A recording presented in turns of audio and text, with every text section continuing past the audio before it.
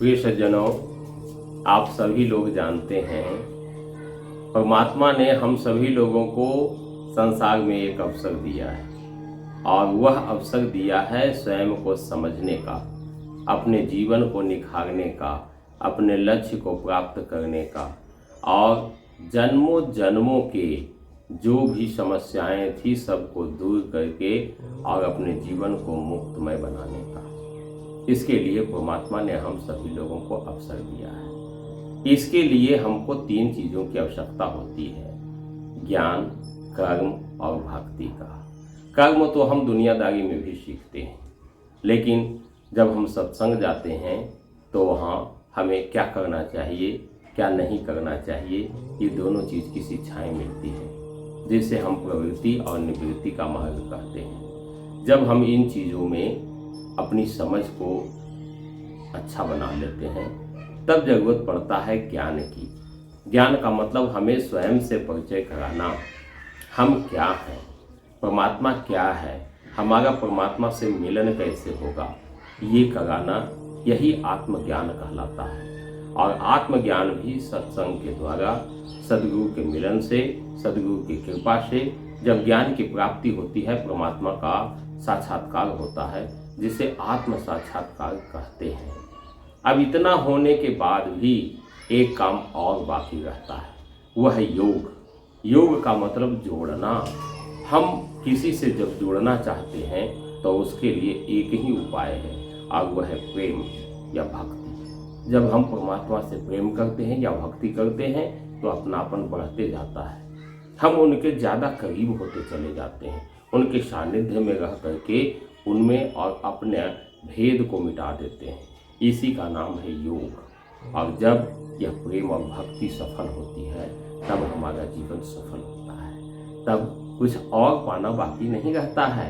इसलिए एक सीढ़ी है कर्म को समझना, ज्ञान को समझना, आत्म साक्षात्कार करना, और इसके बाद प्रेम और भक्ति के द्वारा हम परमात्मा के जितने करीब बन सकते हैं, जितने करीब जा सकते हैं, वो जाना चाहिए।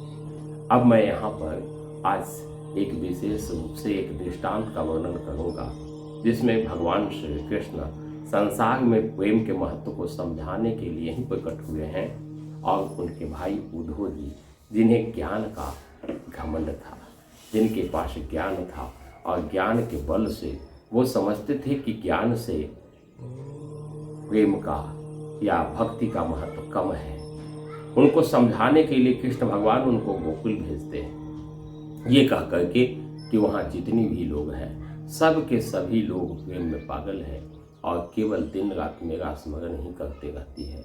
उद्धव जी आप जाइए, उन लोगों को समझाइए, अपने ज्ञान की बात से उसको संतुष्ट कीजिए। उद्धव जी भी बड़ा खुश होते हैं, यह तो मेरे लिए बहुत सहज है। हम तुरंत जाते हैं, उन सभी लोगों को समझाते हैं, आत्मा तो सब जगह है, परमात्मा सब जगह है, फिर दुखी किस बात के लिए होना है। वो लोग बेकार ही प्रेम में पड़ करके और पागल बने जा रहे हैं। जब उद्धव जी जाते हैं, वहाँ सभी से भेंट होती है, सभी सखियों के बीच में राधिका होती है और राधा से जब भेंट होती है, दोनों के बीच में राधा समझाती है, आप अपने ज्ञान बल को संभालिए, यह प्रेम की नगरी है, यहाँ आपका सब खजाना खत्म हो जाने वाला है। और वो उस संदर्भ में एक बात कहती है कि आप अभी योग को खुद ही नहीं समझे, योग कहते किसको है, और योग का मतलब है प्रेम ही तो, योग का मतलब ज्ञान है नहीं। अभी तुम खुद नहीं समझे कि किसको योग कहते हैं। अगर खुद ब्रह्म होकर ब्रह्म को उपदेश देते हैं, ब्रह्म आप भी हैं, हम भी हैं, परमात्मा भी है, सब एक दूसरे को उपदेश क्या दे रहे हैं।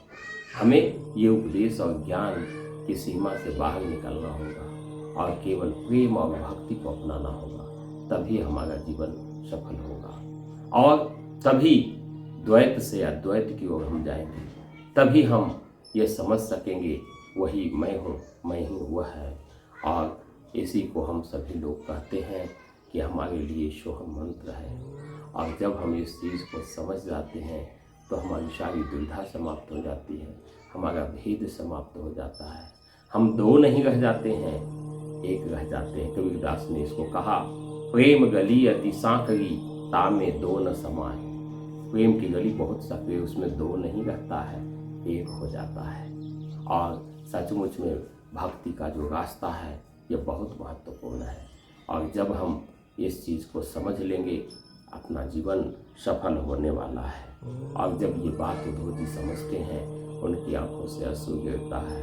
राधिका के इस वचन को वो अपना एक गुरु मंत्र मानते हैं और यह समझते हैं कि हम तो ज्ञान को ही सब कुछ समझते रहे, लेकिन असल में तो ज्ञान पाना हमारे लिए एक मार्गदर्शन का काम करता है।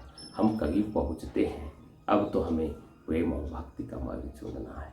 इस रास्ते पर बढ़ करके ही हम एकाकार हो सकेंगे, भेद मिट सकेगा, हम अद्वैत बन सकेंगे, इसमें हमारा भरोसा हो सकेगा और फिर सायुज्य मुक्ति की ओर हम बढ़ जाएंगे, सायुज्य मुक्ति के अधिकारी बनेंगे। धन्यवाद।